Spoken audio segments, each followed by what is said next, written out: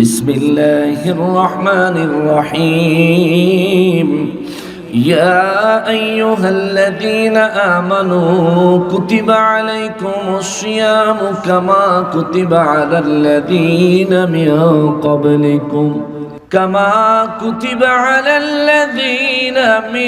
قبلكم لعلكم تتقون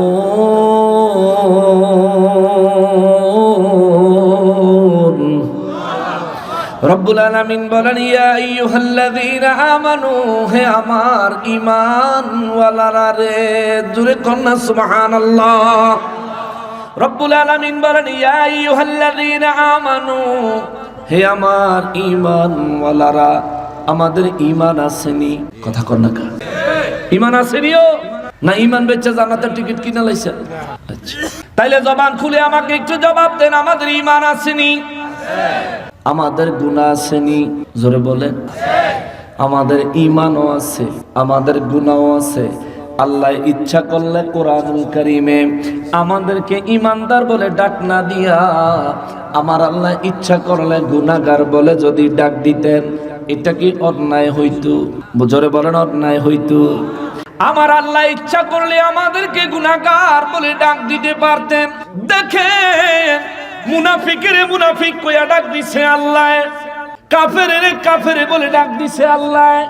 কি তো কাফেরের আল্লাহ কাফের বলে ডাক দিল, মুনাফিকের আল্লাহ মুনাফিক বলে ডাক দিল। কিন্তু ঈমানদারের ভিতরে ঈমানদার যারা ঈমানওয়ালাদের গুনাহ আছে না নাই? জোরে বলেন, আরো জোরে বলেন। কিন্তু ঈমানওয়ালাদেরকে আল্লাহ গুনাহগার বলে ডাক দেয় নাই। এর জন্য কি শুকরিয়া আদায় করে বলা যায় না আলহামদুলিল্লাহ? রব্বুল আলামিন বলেন ইয়া আইয়ুহাল্লাযীনা আমানু হে আমার ঈমানওয়ালারা রে, কুতিবা আলাইকুমুস সিয়াম, আমি আল্লাহ তোমাদের জন্য সিয়াম সাধনা করা ফরজ করে দিলাম। সুবহানাল্লাহ। সিয়াম সাধনা করা, রোজা পালন করা আমি আল্লাহ ফরজ করে দিলাম। কামা কুতিবা আলাল্লাযীনা মিন ক্বাবলিকুম, শোনো আমি আল্লাহ তোমাদের উপর রোজা চাপায়া দেই নাই।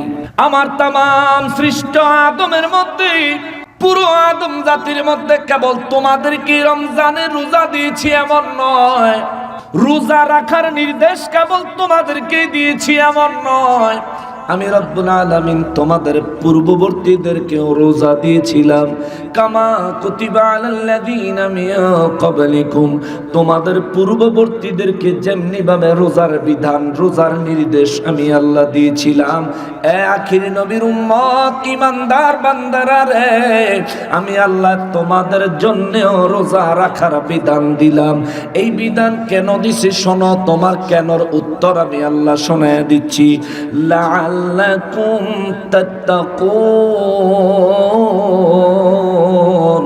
মাহে রমজানের রোজা তোমার জন্য আমি আল্লাহ ফরজ করেছি, কারণ মাহে রমজানের রোজাগুলি সমস্ত নিয়ম কানুন মেনে তুমি যদি পালন করতে পারো, আমি আল্লাহ তোমার কলবটা তাকওয়া দিয়ে পরিপূর্ণ করে দিব। জোরে বলেন সুবহানাল্লাহ। তাকওয়ার প্রয়োজন আসেনি? বুঝেনই তো না, প্রয়োজন বুঝবেন কি? তাকওয়া কারে কয় সেটাই তো বুঝেন না। ও মুসলমানের, তাকওয়াবান ছিলেন সিদ্দিক আকবর আবু বকর সিদ্দিক রাদিয়াল্লাহু তাআলা আনহু। তার তাকওয়া কত বিশাল ছিল, তার তাকওয়ার পরিধি কত ব্যাপক ছিল। আবু জাহেলে কয়, কাফেরেরা কয়, তোমার নবী বলল সে নাকি 7 আসমান দূরে তার রবের সাথে দেখা কইরাইছে, মসজিদে আকসায় গিয়া বেলা নামাজ পড়াইছি। আবু বকর সিদ্দিক রাদিয়াল্লাহু কয়, আবু জাহেল, আমার নবীর বদনাম না কইলে তোর পেটের ভাত হজম হয় না, খাবার হজম হয় না বুঝি? আবু জাহেল কয়, আরে আবু বকর, আজ আমি তোমার নবীর নামে কোনো মিথ্যা কথা বলছি না, শোনো তোমার নবী নিজেই এই কথা বলতেছে। আবু বকর রাদিয়াল্লাহু তাআলা আনহু বলেন, যদি আমার নবী বলে থাকেন অবশ্যই সত্য বলেছে। সুবহানাল্লাহ। তাকওয়া।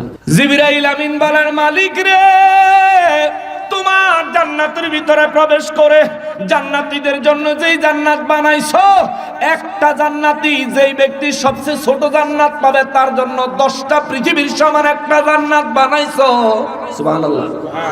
সবচেয়ে ছোট জান্নাতের মালিক যদি আপনি হন, আপনার জান্নাতের সাইজ হবে এই 10টা পৃথিবীর সমান। জোরে কম আল্লাহু আকবার। আরো জোরে বলেন আল্লাহু আকবার। হইতে পারে জান্নাতের কথা শুনে আজ আপনার জবান থেকে আল্লাহু আকবার ধ্বনিটা আল্লাহর পছন্দ হয়ে যাইতে পারে। আল্লাহ আপনার জন্য জান্নাতের বাজেট দিয়েও দিতে পারে। আল্লাহু আকবার।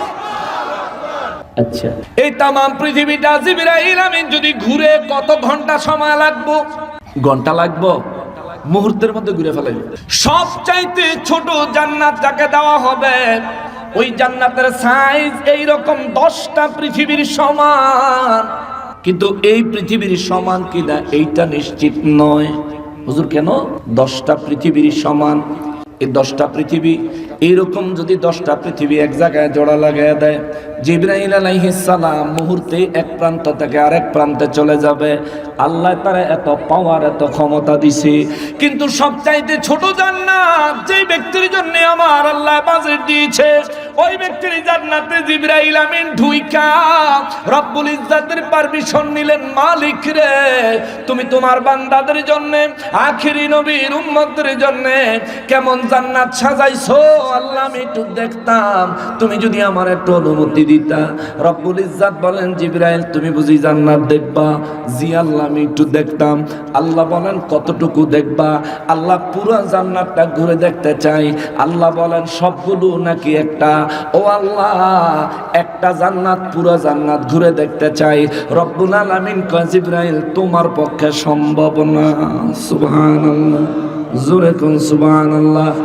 জিবরাইল আমিন কয় আল্লাহ গো আল্লাহ, একটা জান্নাত ঘুরে শেষ করা যদি সম্ভব না হয়, আল্লাহ তুমি আমার এইটুকু অনুমতি দাও, সবচেয়ে ছোট জান্নাতটা আমি একটু ঘুরে আসি।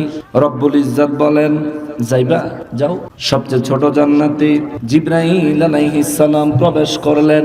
জিবরাইল আলাইহিস সালাম প্রবেশ করার পরে 600 নূরের পাখা লাগায়া জান্নাতের মধ্যে উড়াল দিলেন। সবচেয়ে ছোট জান্নাত কয়টা পৃথিবীর সমান? কথা বলেন কয়টা? এই 10টা পৃথিবীর সমান একটা জান্নাতে জিবরাইল আমিন রওনা দিলেন। ওই যে সিদরাতুল মুনতাহা থেকে মক্কা মুআজ্জামায় নূর নবী রাহমাতুল লিল আলামিনের দপ্তরে ওহী নিয়ে আসতো জিবরাইল। জিবরাইল আমিন বলেন নবী গো, সিদরাতুল মুনতাহা থেকে আমি আমার পাখাটারে একটা জাপটানি দেই আর আমি আপনার দরবারে চলে আসি। আপনার দরবারে রিসালাত থেকে আবার আমার পাখাটারে একটা জাপটানি দিলে 7 আসমান পাড়ি দিয়া সিদরাতুল মুনতাহায় আমি জিবরাইল মুহূর্তে চলে যাই। আল্লাহু আকবার। কয় পাখার পাওয়ার? কয় পাখা? কিন্তু জিবরাইল আমিনের আল্লাহ পাখা দিয়েছেন 600। জোরে সুবহানাল্লাহ, আরো জোরে সুবহানাল্লাহ। এক পাখার এক বাড়ি দিলে সিদরাতুল মুনতাহা থেকে দুনিয়া আসা যায়। এক পাখার আরেক জাপটানি দিলে দুনিয়া থেকে সিদরাতুল মুনতাহায় যাওয়া যায়। জিবরাইল আমিনের তো 2টা পাখাই যথেষ্ট ছিল, ঠিক কি? 2টা পাখা হইলেই তো চলতো। কিন্তু জিবরাইলের আল্লাহ 600 নূরের পাখা দিয়া কেন বানাইছে জানা আছে? জানতে চান? তাহলে মনোযোগ দিয়ে বসে, এটাতে আপনাদের ফায়দা আছে। আলহামদুলিল্লাহ, আলহামদুলিল্লাহ। একেবারে কলিজার থেকে বলেন আলহামদুলিল্লাহ। আর একটু কলিজার থেকে, অন্তর থেকে বলেন আলহামদুলিল্লাহ। আরে আমার নবী, আমার নবী, আমার নবী কত কত আমাদের নাজাতের রাস্তা খুলে দিয়ে গেছেন। এটা নবীর সাহাবীরা দেখেছেন, বুঝেছেন, নবীর জন্য জীবন কুরবান করে দিয়েছেন। আর আজকের মুনাফিকেরা আমার রাসূলের ইজ্জতে আঘাত করে কথা বলে, অবশ্যই নবীর প্রেমিকরা তা মেনে নিতে পারে না। কলিজার রক্তক্ষরণ হয় মিয়া। কেউ আমার রাসূলের ইজ্জতে আঘাত করে একটা কথা না বলে, যদি আমাকে 10 বার আমার গর্দান কেটে দিত আমি অকপটে মেনে নিতাম। আমার রাসূলের ইজ্জতে আঘাত করার একটা কথা আমি মেনে নিতে পারি না। জিবরাইল আলাইহিস সালাম আমার আল্লাহ তারে 600 নূরের পাখা দিলেন। জিবরাইল আমিন রব্বুল ইজ্জাতের দরবারে জিজ্ঞেস করলেন, মালিক ও আমার আল্লাহ 600 নূরের পাখা দিয়ে আমারে কেন বানাইলা রে আল্লাহ? আমাকে যতটুকু ঘোরার জন্যে, যতটুকু যাওয়ার জন্যে তোমার দরবার থেকে আমার জন্য পারমিট আছে, রোড পারমিট আছে, পারমিশন আছে। ও আল্লাহ, আমি তো তোমার ওই সীমানা আমার 2 পাখার জাপটানি দিয়া পুরা সীমানা ঘুরে ফেলতে পারি। তাইলে আমারে 600 নূরের পাখা আল্লাহ কেন দিছেন গো? আমার রব্বুল ইজ্জত কয়, জিবরাইল রে, আমি আল্লাহ যে দিছি অবশ্যই এটার কাজ আছে। সময় হলে বুঝবি, সময় হলে বুঝবি, সময় হলে বুঝবি। আহারে জিবরাইল আলাইহিস সালাম, আমার রব্বুল ইজ্জতের ওই কথা মেরাজের রাতে মনে হয়ে গেছে। আমার নবীজিকে জিবরাইল কয়, নবী গো, ও দয়াল নবীজি, জীবনভর সিদরাতুল মুনতাহায় আইসা রবের দরবারে কথা বলি, রবের দরবার থেকে সিদরাতুল মুনতাহায় আমার কাছেও আসে গো নবী। জীবনে কোনোদিন রবের সামনাসামনি হওয়ার সৌভাগ্য আমি জিবরাইলের হয় নাই। ও নবী, আজ আপনি রবের সামনাসামনি মুখোমুখি হবেন, রব আপনার সঙ্গে দেখা দিবেন। আপনার এবং রবের মাঝখানে কোনো পর্দাই আমার আল্লাহ রাখবে না। আল্লাহু আকবার। নবী গো, ও নবী, আজ আপনি মেরাজে যাওয়ার পথে আমি জিবরাইলের একটা ফরিয়াদ নিয়ে যান আল্লাহর দরবারে। আমার নবী বলেন, জিবরাইল কি ফরিয়াদ রে নবী গো? আপনি আপনার যেই উম্মতের মায়ায় বোরাকে উঠতে চান নাই হুজুর, আপনি আপনার যেই উম্মতের জন্য প্রাণ ভরে মসজিদে আকসায় দোয়া করেছেন হুজুর, আপনি আপনার উম্মতের কথা মেরাজে আসতে আসতে প্রত্যেক পদে পদে স্মরণ করেছেন। আমি জিবরাইল দেখেছি হুজুর, আপনার ওই উম্মতের জন্য আমার একটা ফরিয়াদ আছে, আল্লাহ দরবারে বলিয়েন। আমার নবী 2 চক্ষু মোবারকের পানি সিদরাতুল মুনতাহায় ছেড়ে দিয়ে কয়, জিবরাইল বল আমার উম্মতের জন্য কি ফরিয়াদ? বলে, নবী গো, আল্লাহ আমারে যখন বানায়, আল্লাহ আমারে বিশাল দেহের করে বানাইছে, 600 নূরের পাখা দিছেন গো নবীজি। আল্লাহ পাক এই পর্যন্ত যত নবী রাসূলদের কাছে আমি জিবরাইলরে পাঠাইছি, ইয়া রাসূলুল্লাহ, জীবনে 2টা পাখার বেশি ব্যবহার আমি জিবরাইলের করা লাগে নাই। নবী গো, ও মায়ার নবীজি, রব্বুল ইজ্জতের দরবারে আমার একটা ফরিয়াদ জানায়েন। আল্লাহ যদি কবুল করে, আল্লাহ যদি অনুমতি দেয়, রোজ হাসরের ময়দানে আমি জিবরাইল আমিন আপনার উম্মতের মধ্যে দুনিয়ায় যারা ফজরের নামাজ জামাতের সহিত আদায় করার পরে আপনার উম্মতের মধ্যে যারা সকাল বেলায় 20 বার আপনি নবীর উপর দুরূদ ও সালাম পড়বে, ও নবী সন্ধ্যা বেলায় মাগরিবের নামাজের পরে আপনি নবীর উপর যারা 20 বার আপনি নবীর উপর দুরূদ ও সালাম পড়বে, সকাল বেলায় 20 বার, সন্ধ্যা বেলায় মাগরিবের নামাজের পরে 20 বার, নবী গো আল্লাহর দরবারে ফরিয়াদ জানায়েন। সকাল সন্ধ্যায় দুরূদ ও সালাম পড়নেওয়ালা আপনার ওই উম্মত রোজ হাসরের ময়দান থেকে হীরার থেকে ধারালো চুলের চাইতে চিকন 30,000 বছরের সমান লম্বা পুলসেরাতের পুল আপনার ওই উম্মত যখন পার হবে, আপনার ওই উম্মতের সকাল সন্ধ্যার আমলে যদি 20 বার আপনি নবীর উপর দুরূদ ও সালামের আমল থাকে, আমি জিবরাইল চাই আমার 600 নূরের পাখা পুলসেরাতের উপরে আপনি নবীর ওই দুরূদ সালাম ওয়ালা উম্মতের পায়ের নিচে বিছাইয়া দিতে। জোরে বলেন সুবহানাল্লাহ। আহলে সুন্নাত ওয়াল জামাত জিন্দাবাদ, নারায়ে তাকবীর, আল্লাহু আকবার, নারায়ে রিসালাত, নারায়ে রিসালাত। আমার নূর নবী রাহমাতুল লিল আলামিন রব্বুল ইজ্জতের দরবারে যখন এই ফরিয়াদ করলেন, আল্লাহ কয়, নবী গো, ও নবী, জিবরাইল আমারে জিজ্ঞাসা করছিল, মালিক আমারে কেন বানাইছেন? আমি জবাব দিছি, তোমারে বানাইছি আমার হাবিবুল্লাহর খাতিরে। জিবরাইল জিজ্ঞাসা করছিল, আল্লাহ এতগুলো পাখা আমারে কেন দিছেন? আমি বলছিলাম, সময় হলে বুঝতে পারবা। জিবরাইল আজকে যে ফরিয়াদ আপনার কাছে জানাইছে গো নবী, আমি আল্লাহ জিবরাইলের 600 নূরের পাখা এই কারণেই দিছি, জিবরাইলের ফরিয়াদ মঞ্জুর। জোরে কন্যা আল্লাহু আকবার। সকালে 20 বার নবীর উপর দুরূদ ও সালাম, সন্ধ্যাবেলায় 20 বার নবীর উপর দুরূদ ও সালাম আমরা পড়বো। আল্লাহ আমাদেরকে তৌফিক দেন, জোরে বলেন আমিন। ওই জিবরাইল আমিন জান্নাত সবচেয়ে ছোট জান্নাতের ভিতরে ঘুরে বেড়ানোর জন্য রব্বুল আলামিনের দরবার থেকে ফরিয়াদ করলেন। আমার রব্বুল ইজ্জত জিবরাইল আমিনকে অনুমতি দিলেন। জিবরাইল আমিন জান্নাতের ভিতরে ঢুকলেন। জিবরাইল আমিন 600 নূরের পাখা লাগাইয়া জান্নাতের ভিতরে উড়াল দিলেন। সবচেয়ে বড় জান্নাত না ছোট? ছোট। সবচেয়ে বড় না ছোট? সব চাইতে ছোট জান্নাতে 600 নূরের পাখা লাগাইয়া জিবরাইল আমিন উঠতে রইলেন, উঠতে রইলেন, উঠতে রইলেন। উঠতে উঠতে একদিন 2 দিন না, 1 বছর 2 বছর না, 500 বছর পর্যন্ত উড়াল দিল। 500 বছর পরে জিবরাইল আমিন এক প্রকার ক্লান্ত হইয়া এক জায়গায় দাঁড়িয়ে গেল।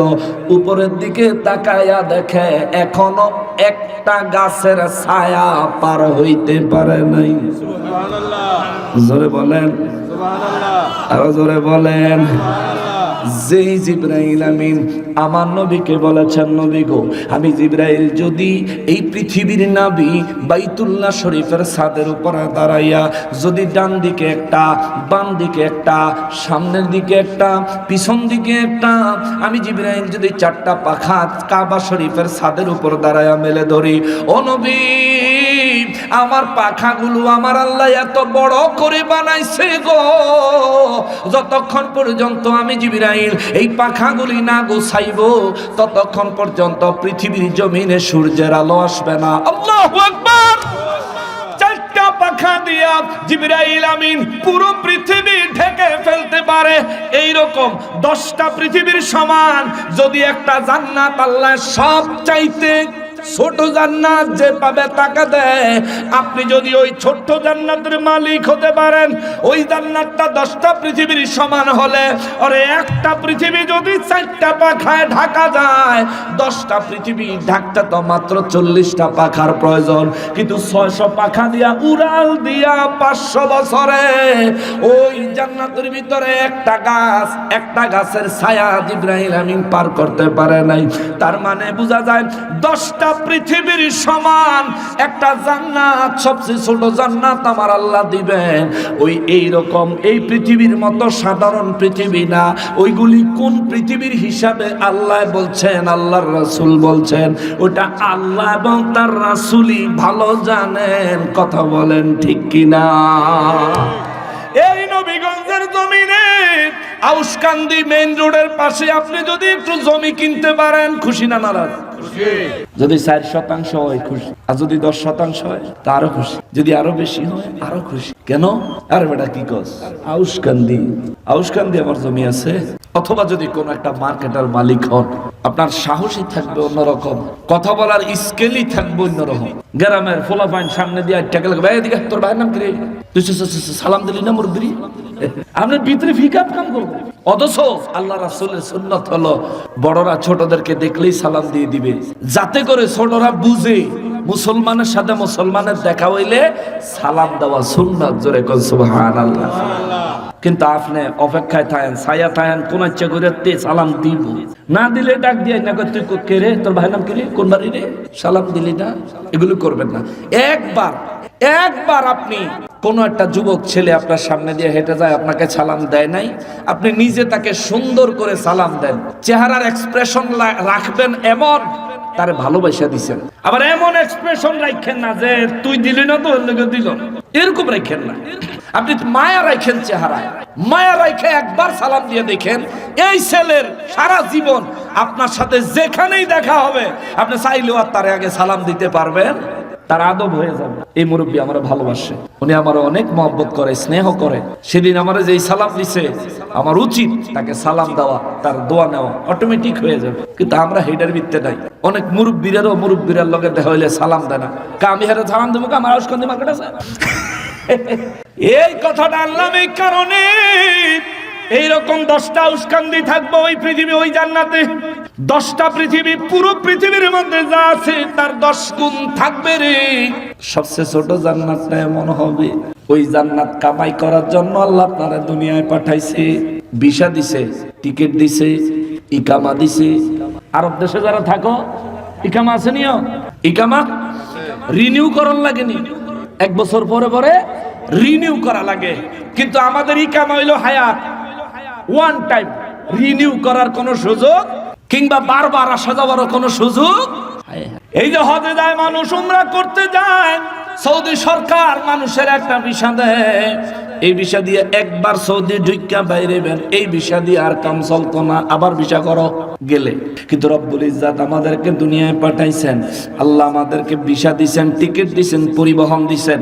আমাদের পরিবহনের নাম হলো মায়ের গর্ভ। এই মায়ের গর্ভ থেকে আল্লাহ আমাদেরকে যেদিন জন্ম নিলাম ওই দিনের আমাদের ফ্লাইটের ডেট দিছি, আমাদের অবতরণের তারিখ দিছি। ওই দিন আল্লাহ আমাদেরকে দয়া করে সুস্থভাবে দুনিয়ায় পাঠাইছেন। পাঠায়া আল্লাহ আমাদের 10 বছর সুযোগ দিছে, খাও দাও আরাম করো, দুনিয়াদারি বুঝা সারো। 10 বছর সময় দিলাম, 10 বছর পরে বান্দা তোমার জন্য নামাজ ফরজ করে দিলাম, তুমি নামাজ এবার পড়তে হবে। এ বান্দা তোমার জন্য পর্দা ফরজ করে দিলাম, পুরুষ হও নারী হও তোমার জন্য পর্দা ছেড়ে, এ বান্দা তোমাকে পর্দা করতে হবে। যদি তুই নামাজ পড়ো তোমার নিজের জন্য উপকার হবে, আমি আল্লাহর কোনো উপকার তোমার নামাজে হয় না। তোমার নামাজে তোমার উপকার হয়, তোমার পর্দায় তোমার উপকার হয়। আমি আল্লাহ, তুমি আমার হুকুম মানতেছো দেখে খুশি হয়। ফেরেশতাদের সামনে আমি আল্লাহ গৌরব করে বলি, দেখো দেখো দেখো, বলেছিলা এরাই মারামারি কাটাকাটি রক্তপাত ফাসাদ সৃষ্টি করবে দুনিয়ায়, কিন্তু দেখো আমার বান্দা জীবনে আমারে দেখে নাই।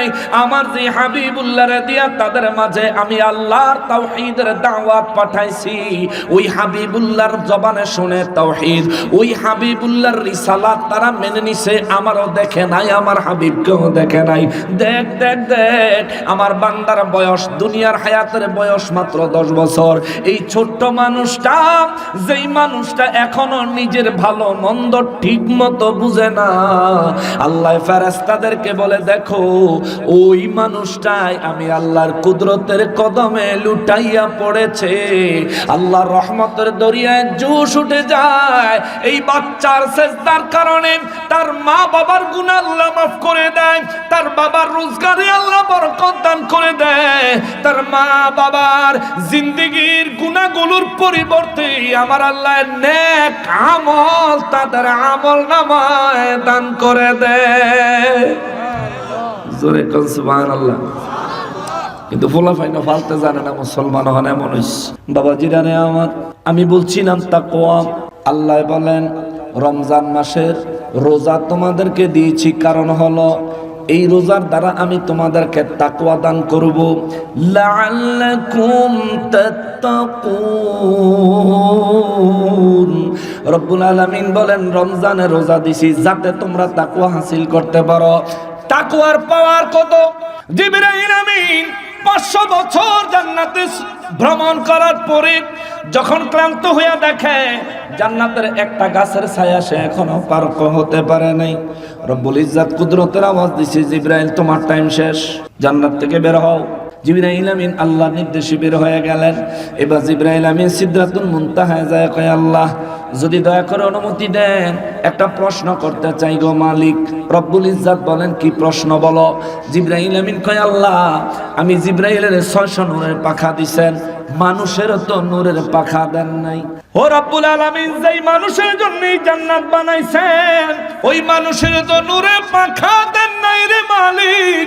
ওই মানুষ এই জান্নাত কেমনে ঘুইরা শেষ করব? 600 নূরের পাখা দিয়া 500 বছর উড়াল দিয়া একটা গাছের ছায়া পার হইতে পারলাম না। আল্লাহ বিষয়টা বুঝে আসে না, আল্লাহকে বুঝে আসে না।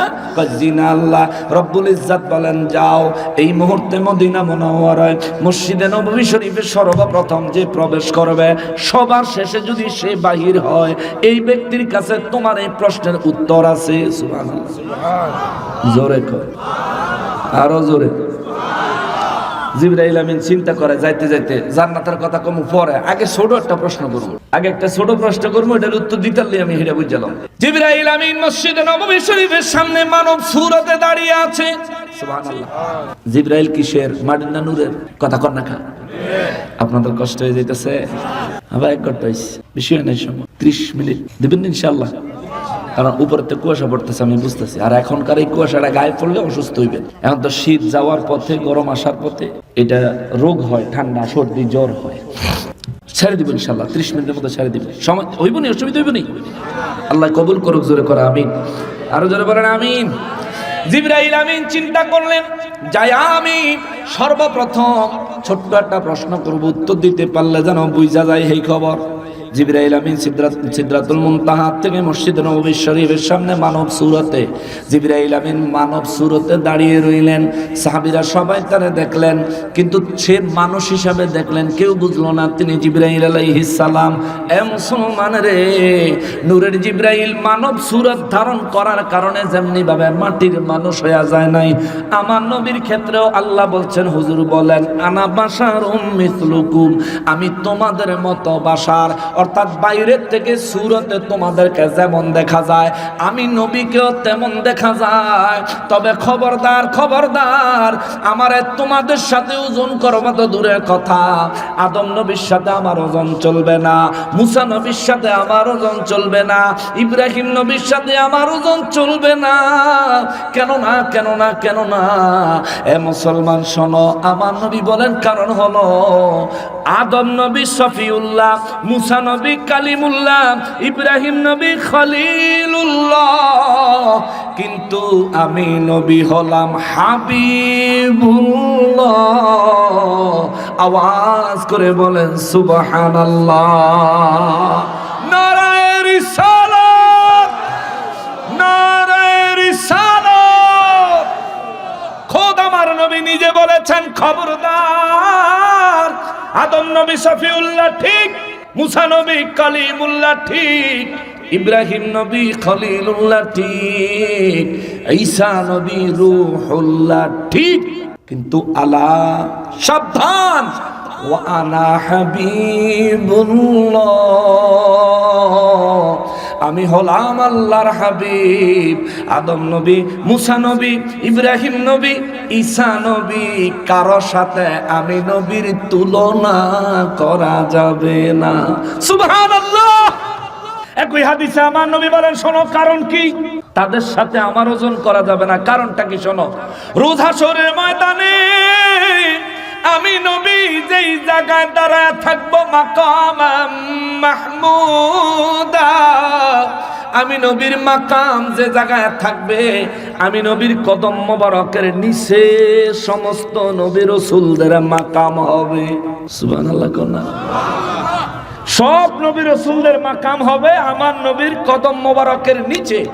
এটা আমার নবীর জবান মোবারকে বলা কথা। ওয়াল্লাহি বিল্লাহি তাল্লাহি, আল্লাহর কসম, আমার রাসূল বলেছেন যে আমার কদমের নিচে হবে সমস্ত নবী রাসূলদের মাকাম। সুবহানাল্লাহ। ওই নবী পেয়ে আমরা খুশি না নারাজ? কিন্তু আমরা দেশে এই নবীর তো বেশি ইব্রাহিম নবীর ওয়াজ করে, কিন্তু ইব্রাহিম নবী মূর্তি ভাঙে, হেরা গিয়া মূর্তি পাহারা দেয়। ঠিক কিনা বলেন? এই চলতে আছে দেশ, একটা ইসলাম দ্বারা লইয়া একটা লুড্ডু খেলা চলতে আছে। আফসোস, আফসোস। মনে রাখবেন, যে যতটুকু কর্ম করবেন সে ঠিক ততটুকুর ফল পাবেন। ঠিক কিনা বলেন? আপনার যা মনে চায় তা আপনি করতে পারেন, আল্লাহ আপনার ইচ্ছা শক্তি দিছে। এই পৃথিবী আল্লাহ বানায়, আপনাকে বানায় আল্লাহ, আপনাকে ছাইরা দিছে, যা মনে চায় তা করো। ছাইরা দেই নাই, ডিল দিছি। যখন দরকার হইব একটা টান দিমু, কবরের ভিতরে হান্দামু, ফিডা শুরু করবো, ফিডাইতে ফিডাইতে হাসরের ময়দানে নিমু, হ্যান্তে ফিডাইতে ফিডাইতে নিয়ে জাহান্নামে ফালাইবো। ঠিক কিনা বলেন? সাবধান মুসলমানের আরে, আমার পেয়ারা নবীর উম্মতের আরে, আমার নূর নবী রাহমাতুল লিল আলামিন আমাদের মতো মানব সুরতে আগমন করেছেন, কিন্তু তার ব্যাপারে আমাদের আকীদা হলো আল্লাহ তাকে নূর দিয়ে সৃষ্টি করেছেন। কদ জাআকুম মিনাল্লাহি নূর।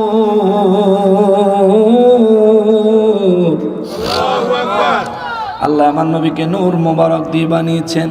জিবরাইল আমিন মানব সুরতে মসজিদে নববী শরীফের দরজায় দাঁড়ায় রইলেন। আজকে দেখবো কেডা আগে মসজিদে ঢুকে। চাই দেখে আস্তে আস্তে আবু বকর সিদ্দিক রাদিয়াল্লাহু তাআলা আনহু সর্বপ্রথম মসজিদে নববী শরীফে প্রবেশ করলেন। জোরে কন্যা সুবহানাল্লাহ। তো জিবরাইল আমিন দাঁড়ায় রয়েছে, সব সাহাবীদের নামাজ আছে, জিবরাইল আমিনের কি নামাজ আছে? ওনার জন্য তো আমাদের মতো নামাজ ফরজ না, ওনার একটা ইবাদত আছে, ওটা আল্লাহ নির্দেশ দেওয়া ইবাদত। কিন্তু আমাদের মতো না, দাঁড়ায় রয়েছে, নামাজ শেষ, সবাই বের হয়ে গেছে, কেউ কিচ্ছু কয় না। আল্লাহর রাসূল দু জাহানের বাদশা রাহমাতুল লিল আলামিনও দেখেছেন, চিনছেননি? কথা বলেন না কেন? আমার রাসূল চিনছেননি? চিনছেন। আমার রাসূল কিছু বলেন না কেন? যেহেতু সে আমার কাছে আসে নাই, নিশ্চয়ই আল্লাহ তার অন্য কাজে পাঠাইছে। করো জিবরাইল, তুমি কি করবা? আমার নবীজি হুজরা মোবারকে চলে গেলেন। সবার শেষে আবু বকর সিদ্দিক রাদিয়াল্লাহু তাআলা আনহু বের হয়ে আসলেন। এবার জিবরাইল আমিন কয়, আপনার কাছে একটা জিনিস জানতাম। বলে আমার কাছে? বলে হ্যাঁ। বলে কি? বলে বলেন তো দেখি, জিবরাইল আমিন এই মুহূর্তে কই আছে? সুবহানাল্লাহ। সুবহানাল্লাহ। এই বয়ানটা আপনারা অনেক শুনছেন, অনেক আলেমদের জবান। আবু বকর সিদ্দিক রাদিয়াল্লাহু তাআলা আনহু বললেন, আপনি হঠাৎ করে প্রশ্ন করলেন, আমি জবাব দিব, আমারে কয়েক মুহূর্ত সময় দেন। কতক্ষণ? কয়েক মুহূর্ত। তাতেই হয়ে যাবে? জিবরাইলকে খুঁজে ফেলাইবেন কয়েক মুহূর্তে? বলে তুমি সময় দিয়েই দেখো না। ঠিক আছে, নেন, যত খুশি সময় নেন। চক্ষুটা বন্ধ করলেন, কিছুক্ষণ পর চক্ষু খুললেন। তিনি বললেন, 7 জমিনে, 7 আসমানে, পৃথিবীর আনাসে কানাসে, আসমানের কোনায় কোনায়, সিদরাতুল মুনতাহায়, আল্লাহর আরশে আজিমে, আরশে আজিমের কোনায় কোনায় মানুষের আমল নামা যে খাতায় লেখে, ওই খাতার সমস্ত পৃষ্ঠাগুলো একের পর এক উল্টায়া দেখার পরেও জিবরাইল আমিনকে যেহেতু খুঁজা পাওয়া যায় নাই, তাহলে তুমি জিবরাইল, আমি আবু বকর। সুবহানাল্লাহ। জিবরাইল আমিন বলেন, আবু বকর, কিভাবে আল্লাহ পাকের সমস্ত জান্নাত জাহান্নাম আরশে আজিম আমলনামার খাতা সমস্ত কিছু তুমি মুহূর্তের মধ্যে ঘুইরা ফালাইলা? আবু বকর সিদ্দিক রাদিয়াল্লাহু তাআলা আনহু বলেন, এইটাই হলো তাকওয়ার পাওয়ার। সুবহানাল্লাহ। তাকওয়ার পাওয়ার। মানুষের অন্তরে যখন তাকওয়া চলে আসে, মানুষের অন্তর যখন তাকওয়ার পাওয়ারে পাওয়ারফুল হয়ে যায়, তাকওয়ার মূল হলো আল্লাহর ভয় অন্তরে থাকতে হবে। এ বাবা, কথা বলবেন, চিন্তা করবেন, আল্লাহ খুশি হবেন না নারাজ হবেন। কাউকে কোনো কিছু বলবেন, বলার আগে চিন্তা করবেন আল্লাহ খুশি হবে না নারাজ হবেন। কোনো কিছু করবেন, করার আগে চিন্তা করবেন আল্লাহ খুশি হবেন না নারাজ হবেন। এ মুসলমান, কারো জমিন লাইল কাইটা 3 হাত ভিতরে ঢুকাইয়া দেওয়ার আগে চিন্তা করে দেখেন, এই পুরা বন্ধের ভিতরে আপনাদের এলাকায় কি বলে? এই যে যেখানে দান মানে মাঠারে কি বলে? হাওর। আপনি চিন্তা করতেছেন পুরা হাওরের ভিতরে এই জমির মালিক নাই, দিলাম 3 হাত ঢুকাইয়া। আসেনি রাইতের বেলা যায় সিংহন একটা বাঁশের কঞ্চি লইয়া আরেকজনের ক্ষেতের লাইলের তলে দিয়া গুতা দিয়া ছিদ্র কইরা, এই বেটার ক্ষেতের পানি আপনার ক্ষেত হয়নি এমন করা যাবে। তাকওয়ার মানে হলো, আপনি যখন আরেকজনের জমিন লাইলের তলে দিয়ে গুতা দিবেন, গুতা দেওয়ার আগে চিন্তা করবেন, কেউ দেখে না রে, কিন্তু দেখে কে? যখন আপনার দিলে এই কথাটা আসবে, মনে করবেন আপনার দিলে আস্তে আস্তে তাকওয়া পয়দা হইতেছে। তখন দেখবেন আস্তে আস্তে যে কোনো হারাম কাজ আপনি নিজের থেকেই ছেড়ে দিবেন, অনেক বড় লাভ হবে। তবু আপনি নিজের থেকেই ছেড়ে দিবেন, না না না, আমার এত লাভের দরকার নাই, যত লাভই করমু মরলে পরে 3 টুকরা। ঠিক নেই? যত লাভই কর্ম মরলে পরে 3 টুকরা কাফন, না আছে সিলাই, না আছে পকেট, না আছে সিলাই, না আছে পকেট। পকেট না থাকলেও আপনার কবরে যদি লক্ষ কোটি টাকা, কোটি কোটি টাকার স্বর্ণ রূপা হীরা জহরত মণি মুক্তা দিয়ে দেওয়া হয়, আপনার সবচেয়ে দামি প্রপার্টি, সবচেয়ে দামি সম্পত্তির দলিলটা যদি কবরে দিয়ে দেওয়া হয়, বলেন বাবা 1 পয়সার উপকারে লাগবো নি? লাগবো? আপনার অন্তরে তখন এই চিন্তাটা আসবে, দূর ফায়দার কথা বাদ দাও, আসল ফায়দা হাসিল করেছে সে আল্লাহর সন্তুষ্টির জন্য দুনিয়া কুরবান করতে পেরেছে। জি ঠিক কিনা? মুসলমানদের এই জন্য আমার আল্লাহ বলেন, ইয়া আইয়ুহাল্লাযীনা আমানু, হে আমার ঈমানওয়ালা বান্দারা রে, কুতিবা আলাইকুমুস সিয়াম, আমি আল্লাহ তোমাদের জন্য রোজা ফরজ করে দিলাম। এখন রোজা আল্লাহ কোন মাসে ফরজ করলেন? 185 নম্বর আয়াতে আল্লাহ বলেন, শাহরু রমাদানাল্লাযী উনজিলা ফীহিল কুরআন, আমি আল্লাহ তোমাদের জন্য রোজা ফরজ করেছি যেই মাসে, ওই মাসটার নাম দিলাম রমজান মাস। ওই রমজান মাসে শুধুমাত্র রোজা দিছি তা না, উনজিলা ফিহিল কোরআন, কোরআনও আমি আল্লাহ ওই মাসেই দিছি। সুবহানাল্লাহ। রমজান রজব আল্লাহ নিছে, শাবান আমার নবীরে দিছে, রমজান আল্লাহ আমাদেরকে দিছে। রজব মাসে কোরআন নাজিল আল্লাহ শুরু করে নাই, শাবান মাসে দুনিয়ায় কোরআন পাঠানো আল্লাহ শুরু করে নাই। কিন্তু আল্লাহ কোরআন শরীফকে, পুরো কোরআনকে প্রথম আসমানে নাজিল করেছেন সবে বরাতের রাতে, অর্থাৎ লাইলাতুন নিসফে মিন শাবানের রাতে। কিন্তু ওই আসমান থেকে জমিনে এসেছে লাইলাতুল কদরের রাতে। এই জন্য আল্লাহ কয়, যেই মাস আমি আল্লাহ তোমাদের জন্য রোজা রাখতে বাধ্যতামূলক করলাম, যেই মাসে রোজা রাখা তোমাদের জন্য ফরজ করে দিলাম, ওই মাসে আমি আল্লাহ উনজিলা ফিহিল কোরআন, আমি আল্লাহ তোমাদের জন্য কোরআন নাজিল করেছি। এই কোরআন আমি আল্লাহ শুধু শুধু নাজিল করি নাই, শোনো, রমজান নাজিল করছি, রমজানের নির্দেশ তোমাদেরকে দিয়েছি যাতে তোমরা তাকওয়া হাসিল করতে পারো। আর আমি আল্লাহ কোরআন নাজিল করছি কারণ হলো হুদাল লিন্নাসি ওয়া বাইনাতিম মিনাল হুদা ওয়াল ফুরকান।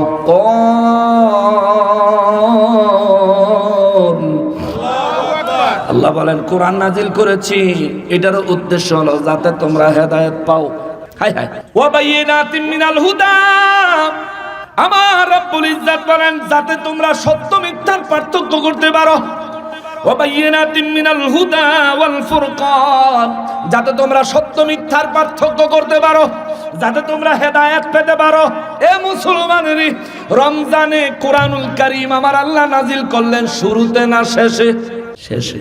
ইন্না আনজালনাহু ফি লাইলাতিল কদর। আর লাইলাতুল কদর কি শুরুতে না শেষে? আমি জানি আমার ওয়াজ আপনাকে বেশি ভালো লাগতেছে না, কিন্তু বাবা আমি এই বেমজা ওয়াজই করি। আমি তাফসীর শোনাবো, কোরআন সুন্নাহ থেকে কথা শোনাবো। আমি আসার আগে অনেকে আমারে গালি দিব, আমি যাওয়ার পরে অনেকে আমারে গালি দিব, কিন্তু কোন মা এমন কোন সন্তান প্রসব করে নাই সামনে দাঁড়ায় কোরআন সুন্নাহর কথা বলবে।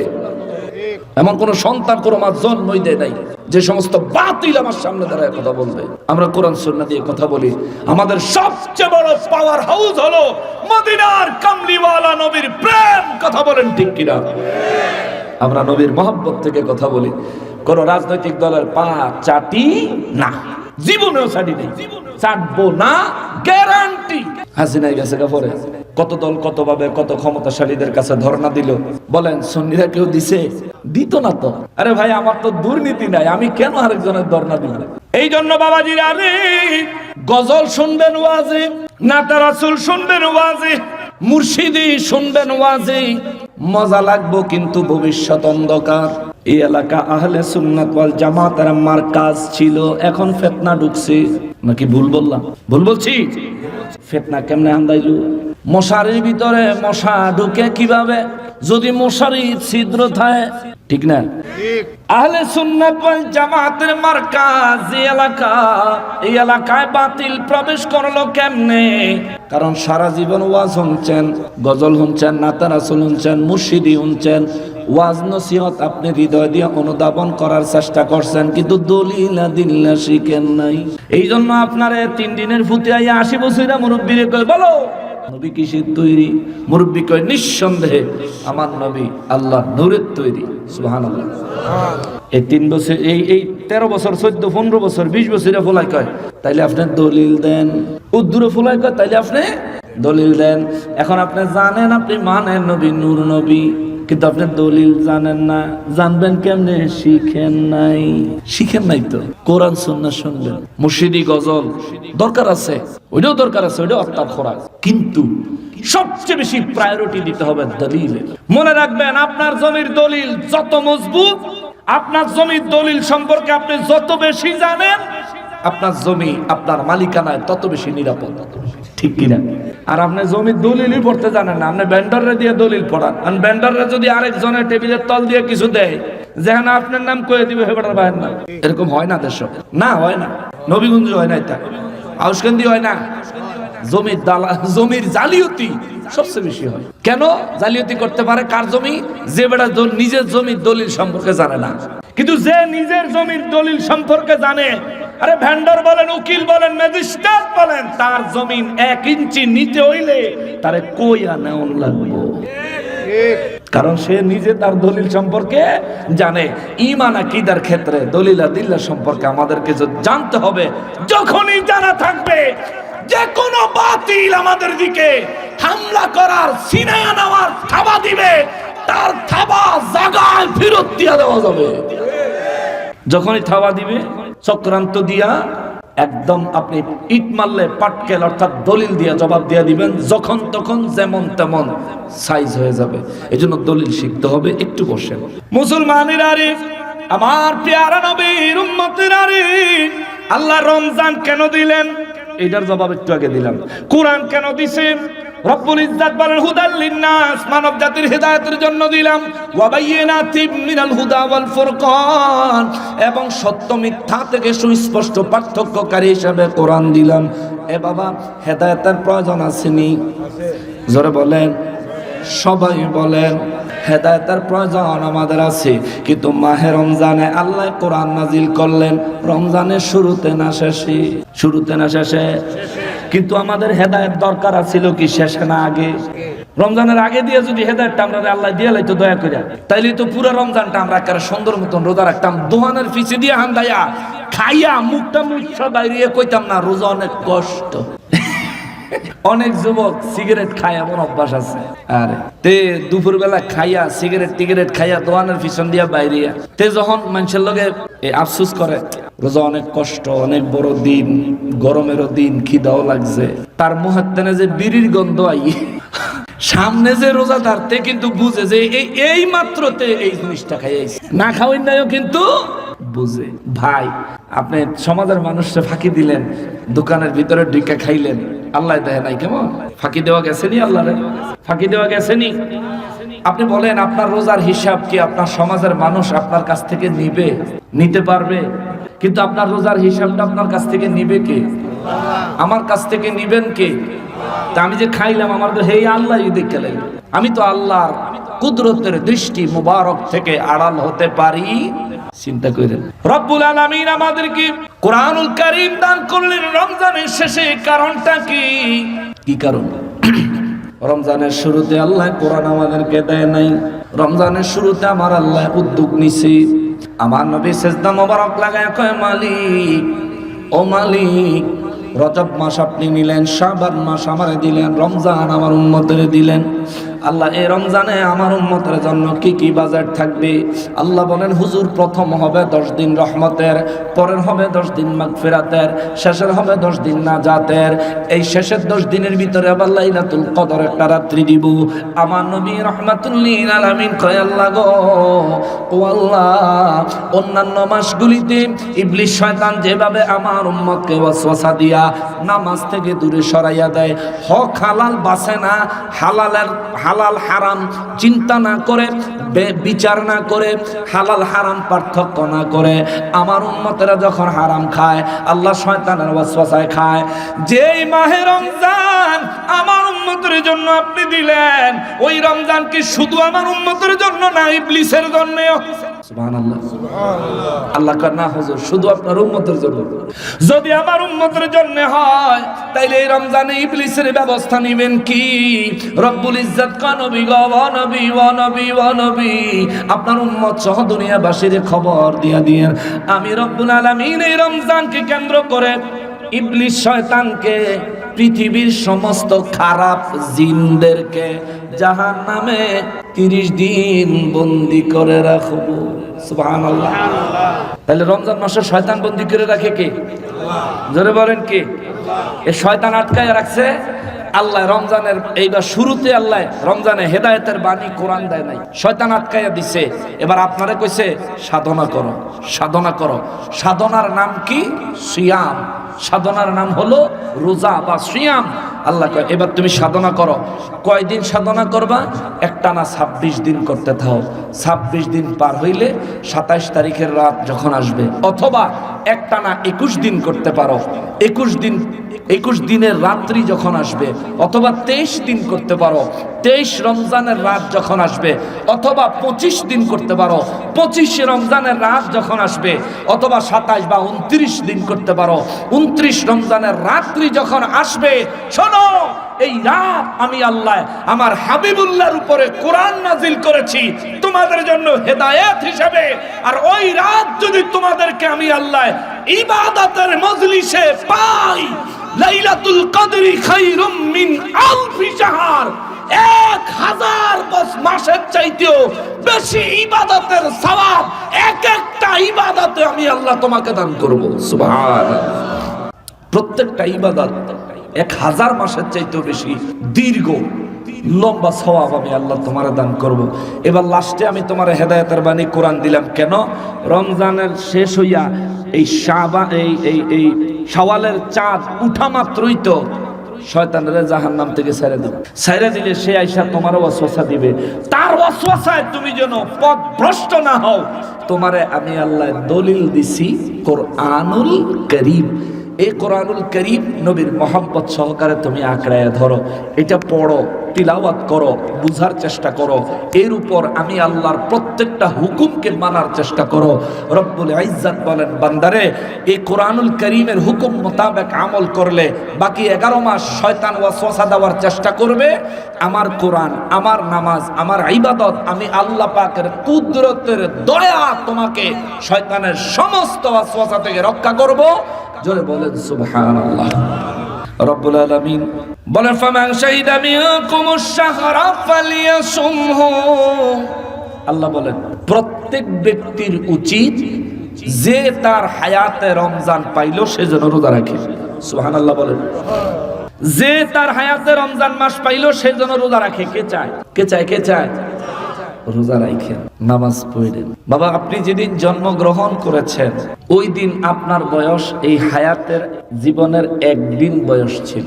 আপনার আব্বা যেদিন জন্মগ্রহণ করেছিলেন ওই দিনে ওনার বয়স 1 দিন ছিল। আপনার দাদা যেদিন জন্মগ্রহণ করেছিলেন ওই দিন ওনার বয়সও 1 দিনই ছিল। যদি আপনার দাদা মারা যায়া থাকে, মৃত্যুর সময় আপনার দাদার বয়স, যদি আপনার বাবা মৃত্যুবরণ করে থাকে, মৃত্যুর সময় আপনার বাবার বয়স দাদার বয়সের সমান, হয়তো বেশি নয়তো কম। আপনিও যে দাদার বয়স পাবেন বা আপনার বাবার বয়স পাবেন এমন কোনো গ্যারান্টি। একটা মাহে রমজান আল্লাহ কত আয়োজন করেন। সর্বপ্রথম আয়োজন হইল ইবলিস শয়তানকে আর হলো খারাপ জিনদেরকে আল্লাহ বন্দী করে ফেলেন। কেন? আমরা যাতে আল্লাহর ইবাদতে মনোযোগী হতে পারি, শয়তানের ওয়াসওয়াসার শিকার যাতে না হই। তবু আমরা যারা রোজাও রাখি না, নামাজও পড়ি না, তারাবির নামাজ পড়তে গেলে খালি নামাজ কমানের দান্দায় থাকি, ইমাম সাহেবের রুকুত যাওয়ানোর টাইমে উঠতে এরপরে নিয়ত বান্দা রুকু সেজদা কইরা তারাবির নামাজ কেউ 4 রাকাত, কেউ 8 রাকাত, কেউ 12 রাকাত পইরা কোন রকম বাড়িতে চলে আসি। আমরা এই সব কাজগুলো যারা করি, বাবা রমজানে তো শয়তান থাকে না, তাইলে আমরা এই ওয়াসওয়াসাটা দেয় কেনা? কেউ একটা আছে যে আমাদের ওয়াসওয়াসাটা দেয়, তারে চিনবেননি থেকে সে হলো আপনার নফস। কলব, রূহ, সের, খফি, আখফা, নফস।